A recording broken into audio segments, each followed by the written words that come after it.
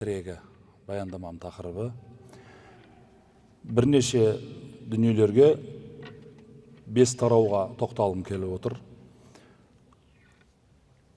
Ұзақ ойландық. Әке аспаннан түскен сөз емес.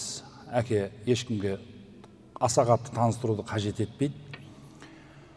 Әке сөзінің тілдік мағынасы әке ұлдың немесе қыздардың табиғи биологиялық әкесін айтады екен. Әке деген сөз біздің қазақтың тілінде биологиялық әкесі, яғни соның бел балалары, қыздары әкем деп танитын кісіні қайталанбайтын тұлға ретінде таниды екен. Қалған нәрселер қайталанады. Адамның ұстазы қайталанады, бастығы қайталанады, тіпті ағайын, бауырларды көп болуы мүмкін егер әкесі бірнеше әйел алып жатса. Ал қайталауға келмейтін бір фигура бар, ол әке. Ешкімнің екі әкесі болмайды.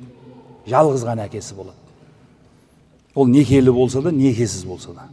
Сондықтан әке деген сөз ардақты болатыны осы екен. Екінші, әке сөзінің отбасындағы рөлі.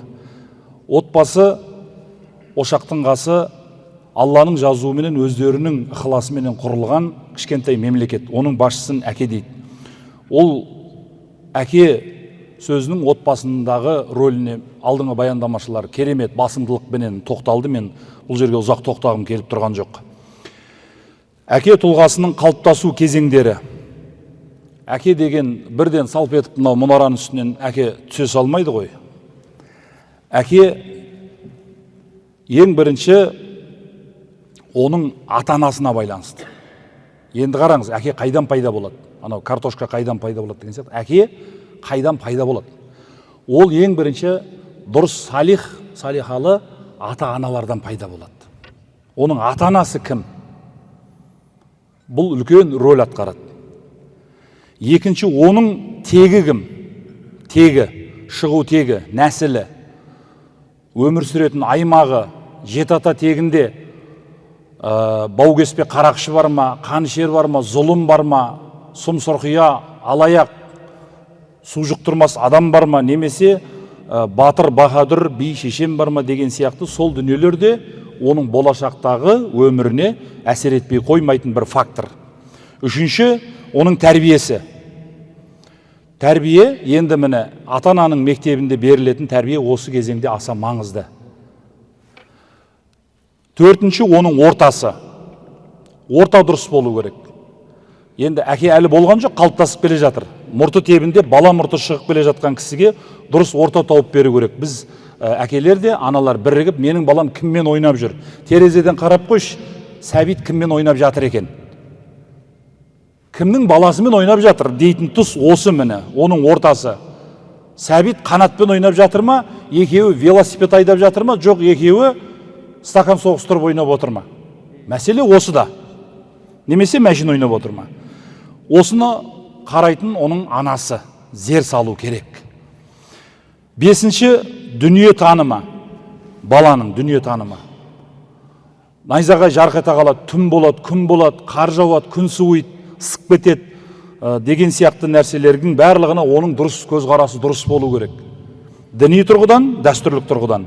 Екінші, одан кейін оның діні, әдебі, рухани жетілу жолдары оның әкенің, болашақ әкенің қалыптасуына 18 жасқа толғанша осы орталардың барлығы оның болашақ іргетасы қаланып қойылады деген сөз. Енді әкелік кезеңдері, жас отбасы кезеңі. Жаңадан үйленген осы мешітке келіп неке қидыртып жатқандар, сол жап-жас болашақ әке сол. Мен үйленуге дайынмын деп, өзінің еркектік жетілуін білдіріп, азаматтығын білдіріп, біреудің үріп ауызға салғандай үкілі қызына ниет білдіріп, өзінің азаматтығын білдірген кезі. Екінші, әке атануы. Ер азаматтар, ағалар, бауырлар, ең алғашқы әке атанған кезден естеріңізде ма? Менің есімде қызым туылғанда. Толқып қуанғам. Сол күні 17 әйел босанған Рошшада. Естірткен медсестра түрі бұзылып кетіп, сіз кімі боласыз? Күйеуімін, я. Бір нәрсе айтсам, ренжімейсіз ба деді. Мен бірінші сұрағаным, әйелім аман ба дедім. Жоқ, аман деді. Перзент аман ба, баласы? Иә, аман. Не айтамай тұрсыз? Қыз босанып еді, соны айтуға сізге ыңғайсызданып тұрмын деді. Қараңызшы. Менің жүрегім аузыма, мына өңешіме, кеңсірігіме, жұтқыншағыма тығылып тұр, қуанып кеттім сол кезеңде.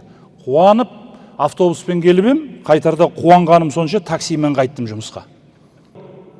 Мәселен, бізді отбасымызда, енді әркім өз отбасын айтып отыр ғой жаңағы, енді менің шығармашылық кешім емес, бірақ айтайық. Ешкімге мынау артыңды тепкізбе, басыңнан ұрғызба дейтін. Сүмірейіп қаласың.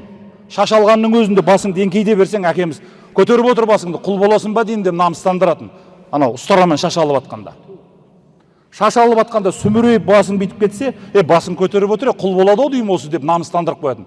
Кейін басыңды тіліп атса да өтпейтін лезвімен, рапирамен. Бүйтіп отыратынбыз. Неге? Құл болғың келмейді ғой. Әкенің бір ақ ауыз сөз, мынау осы құл болады ау деймін десе, басыңды кессе де қақайып отырасың. Сондықтан мүддені, құқығын қорғай алатындай, қарақан басын қорғай алатындай. Серттен таймау. Балаға енді мінез беру керек, әкелер, сіздер. Балаға мінез беру керек. Серттен таймау. Келем деген уағында келу, кетем деген уағында кету. Отаншыл, өнер, спорт тағы басқа да үйрету. Қазіргі балдардың көбісі ынжық, сөйлесек сөйлегеннен бастап жылай бастайды. Мамасының халатының астына кіріп кетеді, дереу камерасын алып шауып келеді, оған тәрбие айтып болмайды. Осы нәрселер дұрыс түсіндіру керек. Мынау әкенің еңбегі. Одан кейін еңбек сүйгіш адамдармен қарым-қатынасты үйрету, туысқандық қарым-қатынастарды үйрету. Адамдармен қазір балалар көп сөйлесе алмайды. Кеп саған затты беріп тұрады, мынаны пап беріп жіберді, болды.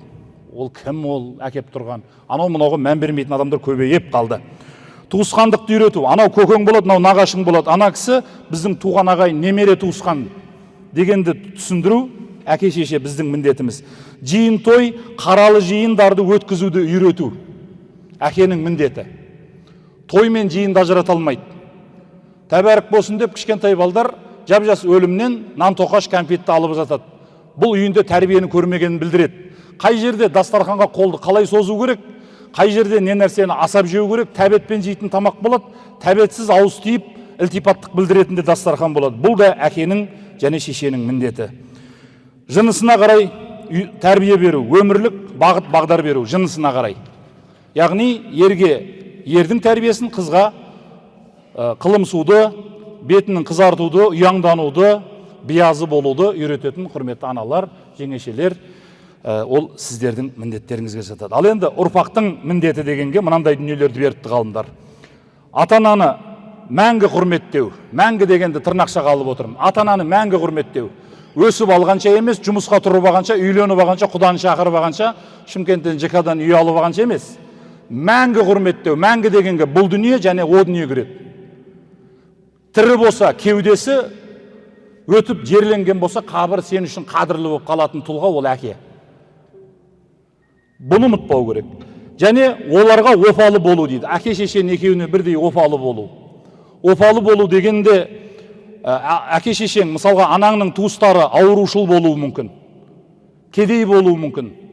Сен бір дәулетті болып кетуің мүмкін, бір андай ақсүйек, анандай семья болып кетуің мүмкін да. Былай, неріңе мата қойып, билка шанышқымен тамақ жейтін семья болып. Анаң жағың, нағашылар жағың пәс болып қалуы мүмкін. Үйлер жұпыны киіз төсеп отыратын. Осы тепе-теңдікті сақтау көп адамдардың қолынан келе бермейді.